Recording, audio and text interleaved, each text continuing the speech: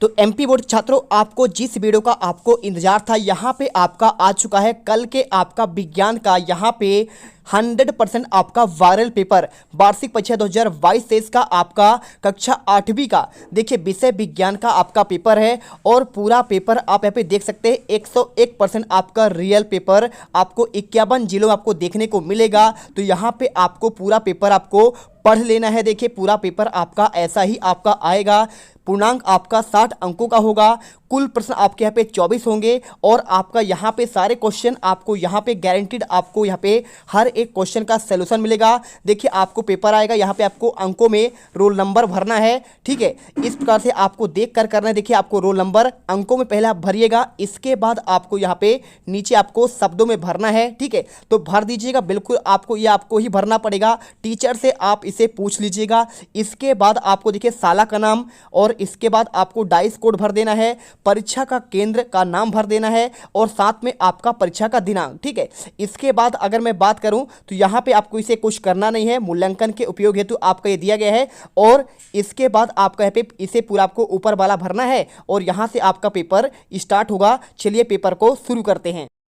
ये देखिए आपके स्थान निर्देश के अनुसार आपको भरना है और सभी प्रश्न करना आपका अनिवार्य है और यहाँ से आपका वर्कशीट करना प्रारंभ करना है। सबसे पहले आपका आता है बहुविकल्पीय क्वेश्चन। तो अगर मैं क्वेश्चन की बात करूँ तो देखिए आपको सबसे पहले सही विकल्प आपको चुनकर लिखना है। देखिए पहला क्वेश्चन आपका आता है यीस्ट का उपयोग निम्न से किस उत्पादन में होता है। तो देखिए पहला क्वेश्चन आपका लिखा है चीनी, हाइड्रोक्लोरिक, एल्कोहल और ऑक्सीजन। तो अगर मैं इसके आंसर की बात करूं तो आपका देखिए आंसर आपको यहाँ पे आपका बी नंबर होगा, आपका एल्कोहल। इसके बाद देखिए क्वेश्चन आपका सेकंड है रेयान एक संश्लेषित रेशा नहीं है क्योंकि आपको इसमें आंसर देना है। देखिए इसका देखिए पहला आपका लिखा गया है इसका रूप रेशम समान होता है, एक नंबर क्वेश्चन है और इसे काष्ठ लुगदी से प्राप्त किया जाता है। तीसरा इसके रेशों में प्राकृतिक रेशों के समान बुना जाता है और आपका डी नंबर इनमें से कोई नहीं। तो आपको आंसर देखिए इसे काष्ठ लुगदी से प्राप्त होता है, आपको आंसर करना है। और क्वेश्चन देखो अगर मैं तीसरा निम्नलिखित में से किसको पीटकर आपका पतली चादर में बदला जा सकता है। देखिए अगर मैं बात करूँ देखिए आपका धातु के कुछ गुण होते हैं। धातु के कौन कौन से गुण होते हैं, एक आपका होता है आघात वर्णनीयता होता है और एक आपका होता है तन्यता। तो आघात वर्णनीयता आपका जो कहलाता है उसे कहते हैं पीट कर चादर में बदला जा सके। क्या करें, पीट कर, अगर पीट कर चादर बना दें तो आपका ये आघात वर्णनीयता कहलाता है। और यदि तार में बदल दें, किसे बदल दें, तार में आपका बदल दें, अगर मैं तार में बदलूंगा तो आपका हो जाएगा तन्यता। तो यहाँ पे आपका जो धातु गुण होता है दोनों होता है, आघात वर्णनीय भी होता है और आपका यहाँ पे तन्यता भी होता है। तो यहाँ पे पूछा गया है देखिए पीट कर पतली चादर में परिवर्तित किया जाता है। आपके किसका गुण है, धातु का। अब धातु देखिए फास्फोरस आपका धातु है नहीं, ऑक्सीजन भी आपका धातु है नहीं, सल्फर भी आपका धातु है नहीं, तो इसमें आपका मात्र जिंक आपका धातु है। तो आंसर आपको ए नंबर, आपको जिंक लगा देना है। वीडियो को दिल से लाइक करना है और चैनल को आपको सब्सक्राइब कर लेना है। देखिए इसके बाद क्वेश्चन आपका आता है चौथा नंबर फास्फोरस है। ठीक है, तो फास्फोरस क्या देखिए आपका धातु है, अधातु है, उपधातु है, मिश्र धातु है। आप जानते हैं देखिए फास्फोरस क्या है आपका, यहाँ पे आपका धातु तो है नहीं, आपका ये आंसर आपका अधातु है हो जाएगा। इसके बाद अगर मैं आंसर की बात करूं देखिए क्वेश्चन लिखा है पांचवा मनुष्य की किस अवस्था की अवधि 11 से आपका 19 वर्ष होता है। तो आप जानते हैं देखिए यहाँ पे आपको आंसर की बात करूं तो आपको यहाँ पे सी नंबर आपका किशोरावस्था हो जाएगा। आपका शैशवावस्था दिया गया है, बाल्यावस्था और आपका युवावस्था। तो शैशवावस्था 0 से आपका 2 साल तक होता है और आपका इसके बाद बाल्यावस्था की बात करूं तो 7 से आपका 11 वर्ष होता है और किशोरावस्था आपका 11 से लेकर आपका 19 वर्ष होता है और इसी को आपको आंसर यहाँ पे करना है। और क्वेश्चन देखिए छठा नंबर लिखा है डैश डैश का मात्रक क्या आपका पास्कल है। तो आप जानते हैं देखिए आपका दाब का आपका मात्रक क्या होता है, पास्कल होता है। बल्कि आपका देखिए बल का आपका न्यूटन होता है और क्षेत्रफल का आपका यहाँ पे किलोमीटर में होता है और चाल का आपका यहाँ पे क्या होता है, देखिए चाल का आपका यहाँ पे देखिए किस में होता है, मीटर आपका प्रति सेकेंड में होता है। और इसके बाद क्वेश्चन देखिए सातवां लिखा है यहाँ पे कंपन करने वाली वस्तु द्वारा सेकंड में किए गए कंपनों की संख्या उसकी डैश डैश को आवृत्ति कहते हैं। तो देखिए यहाँ पे एक अंक क्वेश्चन आपका देखिए कितने, 1 सेकंड में, 2 सेकंड में या फिर आपका यहाँ पे 3 सेकंड में, आपका यहाँ पे 4 सेकंड में। ठीक है, अगर मैं इसके आंसर की बात करूं तो आपको इसमें उत्तर देखिए आपको यहाँ पे 1 सेकंड आपको आंसर कर देना है। ठीक है, चलिए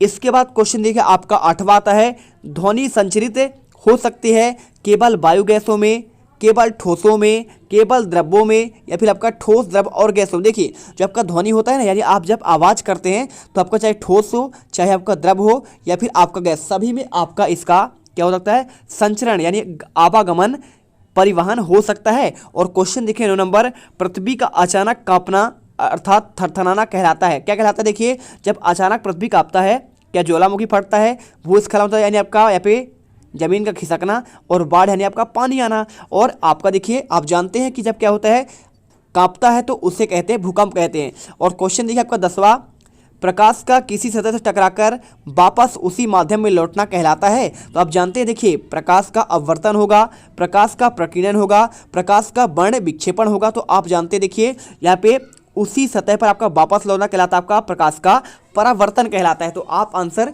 यहाँ पे ये करेंगे। और इसके बाद क्वेश्चन देखिए, क्वेश्चन आपका लघुत्तरी वाले क्वेश्चन आते हैं। यहाँ पे क्वेश्चन 11 से लेकर आपको 20 तक के आंसर करना है। देखिए पहला क्वेश्चन आपको यहाँ पे 3 अंकों का दिया गया है। क्वेश्चन लिखा है फसल को कितने वर्गों में बांटा गया है, और प्रत्येक को आपको 2-2 उदाहरण देना है। अगर मैं इसके आंसर की बात करूँ तो आपका देखिए, अगर मैं इसका आंसर आपको बता दूँ तो आपको आंसर मोटे तौर पर फसलों को 2 वर्गों में बांटा गया है। पहला देखिए आपका खरीफ की फसल कब होते हैं, देखिए आपका वर्षा ऋतु में बोई जाती है। और खरीफ की फसल देखिए क्या होता है, भारत में वर्षा ऋतु में सामान्यतः जून से लेकर सितंबर तक होती है। जिस धान, मक्का, सोयाबीन, मूंगफली, कपास इत्यादि खरीफ फसलें हैं। और देखिए आपका रबी फसल क्या होता है, अगर मैं रबी फसल की बात करूँ तो यहाँ पर आप लिख दीजिएगा, फसल शीत ऋतु में आपका अक्टूबर से मार्च तक उगाई जाने वाली फसलों को रबी फसल कहते हैं। जैसे अभी देखिए चल रहा है गेहूं, चना, मटर, सरसों, अलसी रबी।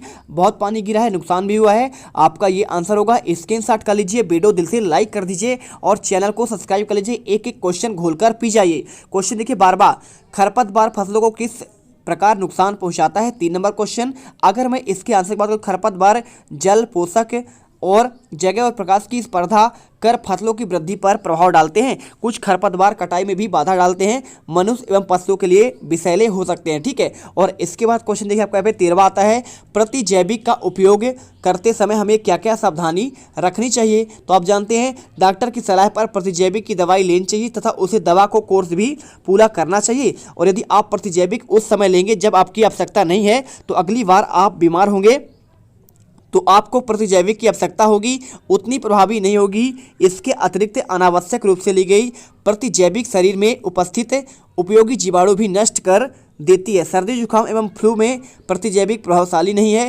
क्योंकि यह रोग विषाणु द्वारा फैलते हैं। ठीक है। चलिए इसके बाद आपका आता है देखिए 3 नंबर क्वेश्चन। क्या लिखा है देखिए यहाँ पे आपको, नायलॉन कि किस गुण के कारण उसका उपयोग कपड़ों के निर्माण में होता है। तो आपको आंसर करना है। देखिए नायलॉन रेशा प्रबल, प्रत्यास्थ और हल्का होता है और यह चमकीला और धुलने में सुगम होता है, अतः इसका उपयोग कपड़ों के निर्माण में किया जाता है। समझ में आया ना? समझ में आया तो आप यहाँ पे 100% आपका पेपर में ये क्वेश्चन पेपर आपको डायरेक्टली आपको देखने को मिल सकते हैं। 12 पेपर है और ये पेपर अगर आपने याद कर लिया तो आपके 60 में से पूरे 60 नंबर भी आपके आ सकते हैं, इसकी मैं गारंटी ले सकता हूं। चलिए इसके बाद आपका आता है 15वां नंबर क्वेश्चन। क्वेश्चन में दिया है आघात वर्धनीयता क्या है। तो मैंने बताया था धातु का वह गुण जिसके कारण से पीट कर सीट यानी आपका चादर क्या होता है। देखिए आपका ये होता है आपका चादर, चादर में परावर्तित किया जा सके कहलाता है आघात वर्धनीयता। और इसका यह धातु का एक अवलाक्षणिक गुण होता है। भंगुरता भी होता है, अधातु गुण होता है, और तन्यता और आघात वर्धनीयता आपका धातु का गुण होता है। साथ में चमक भी होता है धातु में, है ना, आप जानते हैं ना। और इसके बाद देखिए क्वेश्चन 16 लिखा है, भारत में प्राकृतिक गैस कहाँ कहाँ पाया जाता है। आंसर देखिए आपका यहाँ पे त्रिपुरा, राजस्थान, महाराष्ट्र और आपका यहाँ पे कृष्णा गोदावरी डेल्टा में पाई जाती है। और इसके बाद क्वेश्चन देखिए आपका यहाँ पे नेक्स्ट आता है, ऊष्मीय मान किसे कहते हैं। ईंधन के ऊष्मीय मान को आपको यहाँ पे मात्रक प्रदर्शित करना है। तो अगर मैं इसके आंसर की बात करूँ, किसी ऊष्मा के 1 किलोग्राम के पूर्ण दहन से प्राप्त ऊष्मा उसका ऊष्मीय मान कहलाता है। ईंधन के ऊष्मीय मान को किलो जूल प्रति किलोग्राम या फिर मात्रक को आपको देखिए केजी प्रति केजी आपका आंसर होता है। और क्वेश्चन देखिए 18वां, कैरम बोर्ड पर महीन पाउडर क्यों छिड़कते हैं। तो आप जानते हैं घर्षण को कम करने के लिए कैरम बोर्ड पर महीन पाउडर आपका डाला जाता है। आपने कैरम तो खेला होगा और रसगुल्लो यदि आपने खेला है, वीडियो को लाइक करो यार, तब आप यहाँ पे 60 में से 60 नंबर पाओगे। और यहाँ पे चैनल को आपको हर एक छात्र को सब्सक्राइब कर लेना, क्योंकि आपने 7th में भी आप यहाँ पे वार्षिक के पेपर में रियल पेपर हमारे द्वारा पाए हैं, 6 वाले बच्चे भी पाए हुए हैं। तो आप यहाँ पे अर्धवार्षिक और वार्षिक में बिल्कुल गर्दा मचाए हैं, तो इस बार भी गर्दा मचाओगे। बस आपको जो दिया जा रहा है एक एक क्वेश्चन रटते जाइए। सबसे बड़ी कोशिका का नाम, उसका साइज लिखिए। तो सबसे बड़ी कोशिका शुतुरमुर्ग का अंडा है, जिसका साइज 170 mm गुणे 130 mm होता है। ठीक है, चलिए इसके बाद आपका 20वां क्वेश्चन दिया गया है। देखिए, किसी पृष्ठ पर लगने वाले दाब को परिभाषित करना है।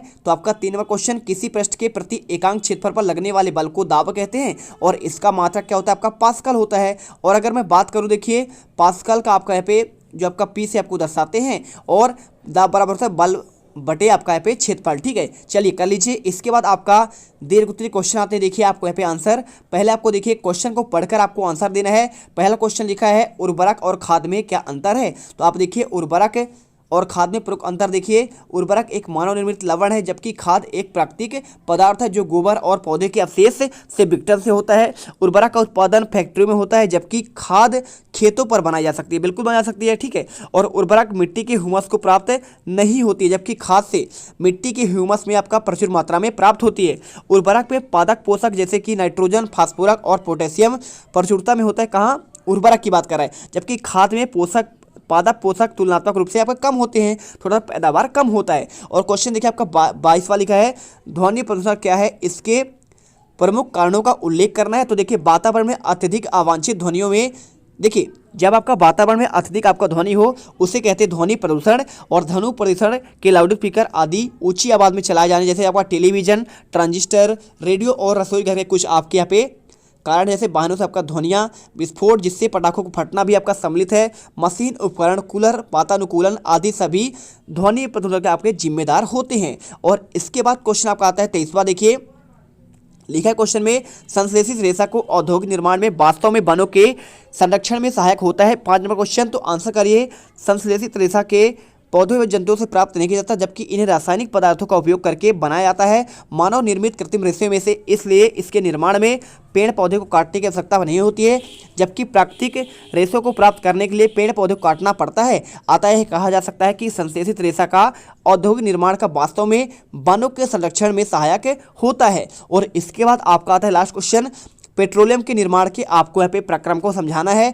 5 नंबर का क्वेश्चन है, कैसे करेंगे। इसके आंसर की बात करूं तो पेट्रोलियम का निर्माण समुद्र में रह रहे जीवों से हुआ। ये जीव मृत हुए तो इनके शरीर समुद्र के तल में जाकर बैठ गए और फिर रेत और मिट्टी की तहों पर ढक गए। लाखों वर्षों के बाद वायु की अनुपस्थिति में उच्च ताप और उच्च दाब के कारण मृत जीव पेट्रोलियम और प्राकृतिक गैस में परिवर्तित हो गए। आपको आंसर यहाँ पे कर देना है। इस प्रकार से देखिए पूरे आपके 24 क्वेश्चन कंप्लीट होते हैं और आई होप आपको यहाँ पे हर एक क्वेश्चन आपको समझ में आ चुका होगा। यदि आपको नहीं आया है तो एक बार इनके स्क्रीनशॉट ले सकते हैं। मैं सभी क्वेश्चन आपको दिखा रहा हूँ, आंसर सहित आपको यहाँ पे दिया गया है, तो एक एक क्वेश्चन कर लीजिए। अगर यहाँ पे आप कर लेते हैं तो ये आपका वायरल पेपर है और वायरल पेपर आपके पूरे नंबर आपको दिला सकता है। रट लेना, एक भी क्वेश्चन मत छोड़ना। जय हिंद, जय भारत। और वो जो लाल वाला बटन है उस पर भूकंप लेके आओ या फिर भूचाल, मुझे नहीं पता, बस क्लिक हो जाना चाहिए।